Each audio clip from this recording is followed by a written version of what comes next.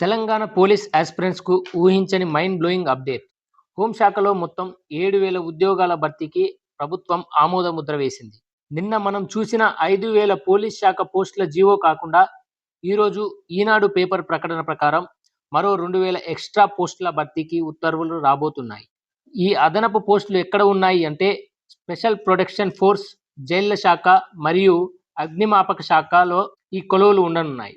ఈనాడు paper ప్రకారం Telangana హోంశాఖలో police, జైళ్లు, అగ్నిమాపక శాఖ, స్పెషల్ ప్రొటెక్షన్ ఫోర్స్ కొలువుల భర్తీకి రంగం సిద్ధమైంది.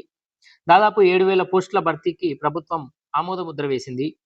5,000 పోలీస్ పోస్టుల భర్తీకి ఉత్తర్వులు జారీ కాగా మరో 2,000 పోస్టుల కోసం ఉత్తర్వులు వెలువడనుంది. వీటిలో ఎస్పీఎఫ్, జైళ్ల శాఖ, అగ్నిమాపక శాఖలకు సంబంధించిన పోస్టులున్నాయి. అనంతరం 1-2 రోజుల్లోనే తెలంగాణ పోలీస్ నియామక మండలి TSL-PRB ఇందుకు సంబంధించిన నోటిఫికేషన్ను వెలువరించనుంది. ఈ మేరకు కసరత్తు ప్రారంభించింది. ఇది కాగా వచ్చిన వెంటనే నియామక ప్రక్రియ మొదలవుతుంది.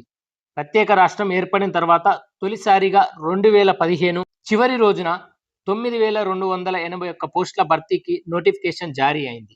అనంతరం 2018లో 1,217 మంది ఎస్ఐ స్థాయి పోస్టులు, 16,285 మంది కానిస్టేబుళ్ల స్థాయి పోస్టుల భర్తీ నోటిఫికేషన్ వెలువడింది. మూడోసారి 2022లో 554 ఎస్ఐ స్థాయి పోస్టులతో పాటు 15,644 కానిస్టేబుల్ స్థాయి పోస్టుల భర్తీకి నోటిఫికేషన్ ఇచ్చింది.